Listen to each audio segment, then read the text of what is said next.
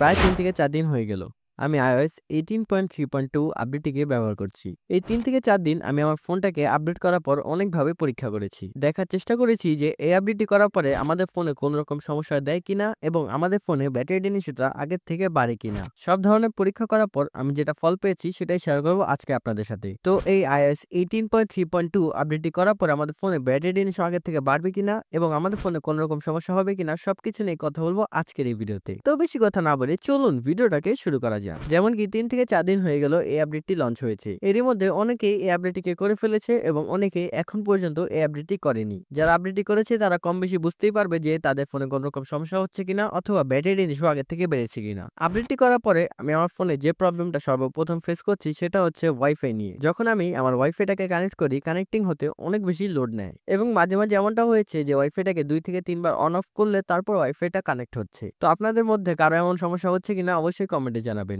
এবং আপডেটটি করার পরে আমাদের ফোনে যতটুকু না বাগ ফিক্স হয়েছে তার থেকে বেশি আরো সমস্যা দেখা দিচ্ছে। আর যদি কথা বলি ব্যাটারি ড্রেন ইস্যু নিয়ে, তো এই আপডেটটি করার পরে আমাদের ফোনে ব্যাটারি ড্রেন ইস্যু আগের থেকে অনেকটাই বেড়ে গিয়েছে। আমার ফোনটির মডেল হচ্ছে iPhone 12 Pro Max এবং আমি এই ফোনটাকে ব্যবহার করে থাকি। আপডেটটি করার পরে আমি দেখতে পেলাম যে আপডেটের আগে আমি ফোন দিয়ে যেমন ব্যাটারি ব্যাকআপ পেতাম এখন তার থেকে অনেকটাই কম পাচ্ছি এবং আমি গেম খেলেও দেখলাম যে আগের থেকে অনেকটাই কম চার্জ থাকছে। আগে যেখানে আমি 3 থেকে 4 ঘন্টা অনায়াসে পাবজি খেলতে পারতাম, এখন প্রায় 3 ঘন্টার মতন গেম খেলেই আমার ফোনে ব্যাটারি লো হয়ে যাচ্ছে এবং মাঝে মাঝে অফ হয়ে যাচ্ছে। এবং ফেসবুক, ইউটিউব এবং মেসেঞ্জার ইউজ করলেও আমার ফোন দিয়ে আমি আগের মতন ব্যাকআপ পাচ্ছি না। আমি ভেবেছিলাম যে এই আপডেটটি করার পরে আমাদের ফোনে ব্যাটারি ইস্যু আগের থেকে অনেকটাই কমে যাবে এবং আমাদের ফোনে যে বাগগুলো আছে সেগুলো ফিক্স করা হবে। বাগসগুলো ঠিকই ফিক্স করা হয়েছে কিন্তু নতুন আরো বাগস চলে এসেছে। তো আশা করা যাচ্ছে নেক্সট যে আপডেট আসবে তার মাধ্যমে আমাদের ফোনের সকল বাগ ফিক্স হয়ে যাবে এবং আমাদের ফোনে যে ব্যাটারি ইস্যুটা আছে সেটাও আগের থেকে কমে যাবে। এই সবগুলো তথ্য আমি নিজে ব্যবহার করে আপনাদের সাথে শেয়ার করছি। তো এই তথ্যগুলো ভুল হওয়ার সম্ভাবনা খুবই কম। হয়তোবা ইউটিউবে আপনারা অন্য কারো ভিডিও দেখতে পারেন, তারা এই আপডেটটিকে ভালো বলছে,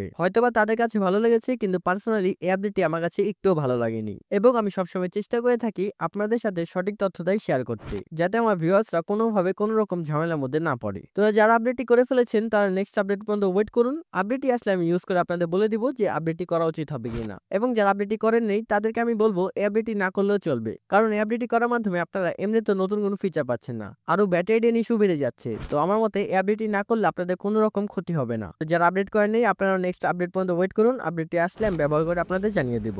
আমি ভিডিওটা একেবারে শর্টে বানিয়েছি এবং বাড়তি কোনো কথা বলিনি, যাতে আপনাদের মূল্যবান সময়টুকু নষ্ট না হয়। আপনাদেরও যদি ভিডিওটা ভালো মনে হয় এবং আপনাদের কোনো রকম উপকার আসে অবশ্যই একটা লাইক করে দিবেন, আর চ্যানেলটিতে নতুন হলে চ্যানেলটাকে অবশ্যই একটা সাবস্ক্রাইব করে দিবেন। ধন্যবাদ সকলকে, দেখা হবে নতুন একটা ভিডিওতে।